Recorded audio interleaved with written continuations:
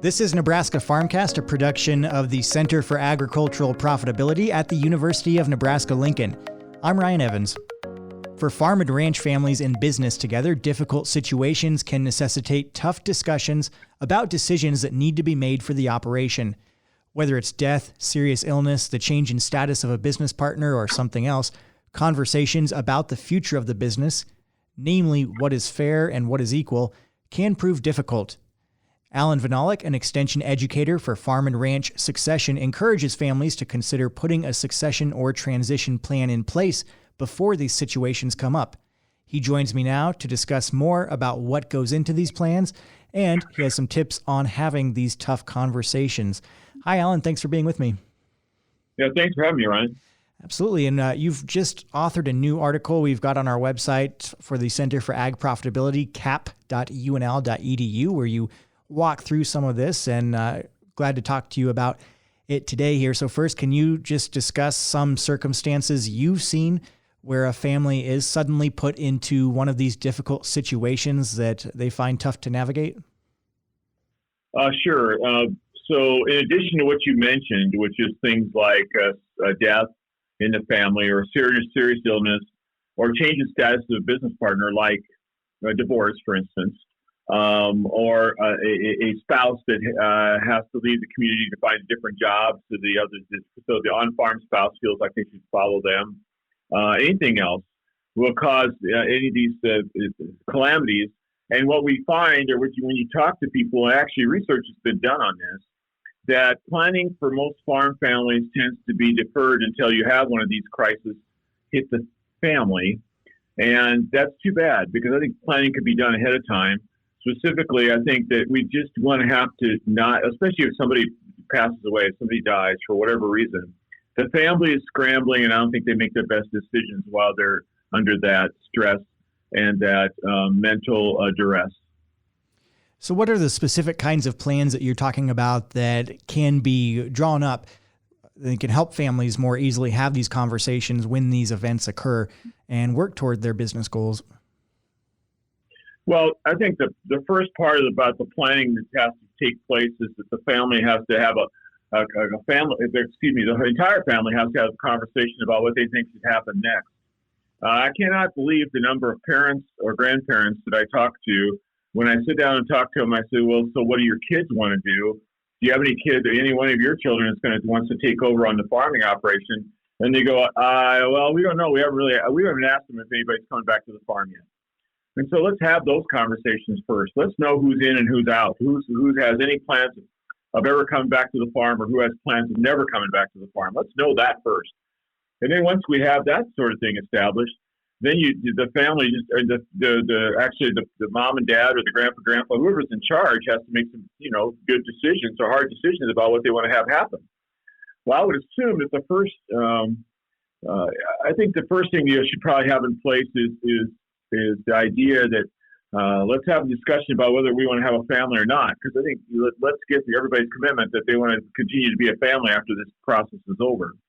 And then the second thing that has to be worked on is, are we wanting to keep somebody on the farm or not? What's the goal?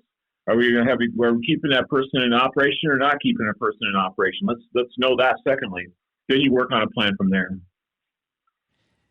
In these plans, you often advocate for equality and fairness in these family business situations. So can you explain more about those concepts and how they should be incorporated into these plans? Well, so that's going to depend on each family. Each family is going to be a little different in that regard. But, what I keep trying to emphasize with farm families is that equal isn't always fair, and fair isn't always equal. I think the big thing that families have to traverse, or the big chasm that they have to get over, is the idea of did the on-farm child, son or daughter, whoever, nephew, niece, have they put in significant sweat equity into that operation to make that operation what it is today? If they have they been appropriately compensated? In many cases, I don't know if they have been appropriately compensated. So I think that maybe equal is not necessarily fair for them, and fair isn't equal. And so the whole point is maybe they should get a bigger slice of the pie when the pie is being divided and worked on, because they need to get, I think, instead of several cases, they need to stick with, they need to be compensated for their sweat equity, and it needs to be a planned, thought through event. And so that's the main thing we have to think about. And the other thing I want to say there quick is just simply this. All the on-farm kids think their contribution towards that operation is fantastic, big, 10 out of 10 if you were rating yourself. I'm here helping mom and dad, and I'm rocking this thing, and we're working on this thing. We're making it bigger and doing better. So I'm 9 out of 10, 10 out of 10 in terms of helping. All the off-farm kids are going to say, little Johnny or little Susie, they certainly have some sweat equity out there. They certainly spent the years with mom and dad, but mom and dad were always the brains of the operation. And so then they don't give them that kind of credit for the participation they made to that operation. And they think that the on-farm kid's contribution is 5, 6, 7 out of 10, not 10 out of 10 like the on-farm kid thinks. I'm just telling you, there's a gap in that perception that can screw up families if you don't figure out how to have that discussion. That's a great point. And what else is important for family members to keep in mind during the transition planning process, or when a significant event occurs in the business, especially if people think that maybe what they put in place today, if one of these significant events occurs, it might change the plan, or the plan's no good anymore. What's your advice to people who are apprehensive still about putting a plan in place? Well, first, and always first. When we have, let me just back up to say this. When we have problems with a farm family, it's usually because of no communication or poor communication. Usually no communication. Usually somebody doesn't want to talk about it. So let's get communication in place first. Let's have everybody at the table and have everybody participate and everybody give their ideas on what should happen. In other words, a good communication is really key. And the key to good communication, you'll hear me say this every time I give a talk, is listening, and listening properly. And asking clarifying questions. Don't attack. Ask questions. Why do you feel that way? What makes you say it that way? What's your rationale for that? Instead of just saying, well, that's a stupid idea. Secondly, the family needs to discuss what they see as the broader goals that they need to have in place.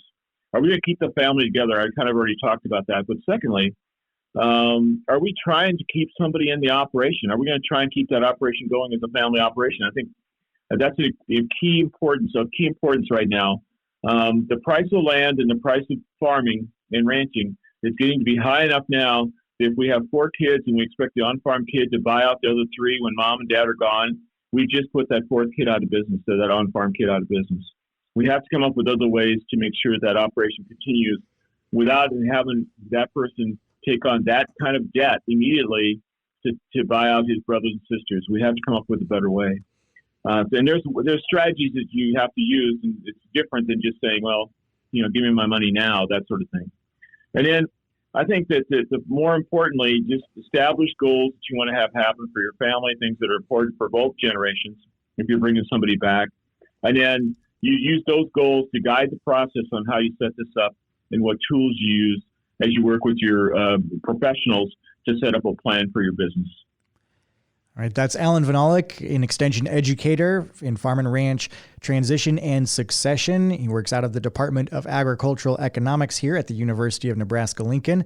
And you can find out more about all of his work in succession and transition, including an article on what we've been talking about here in this podcast on our Center for Ag Profitability's website. Just go to cap.unl.edu/succession. Allan, thanks so much for your time. Thanks for having me, Ryan. Nebraska Farmcast is a production of the Center for Agricultural Profitability at the University of Nebraska-Lincoln. For the latest research-based information and education resources to manage your farm or ranch operation, visit our website at cap.unl.edu. That's cap.unl.edu.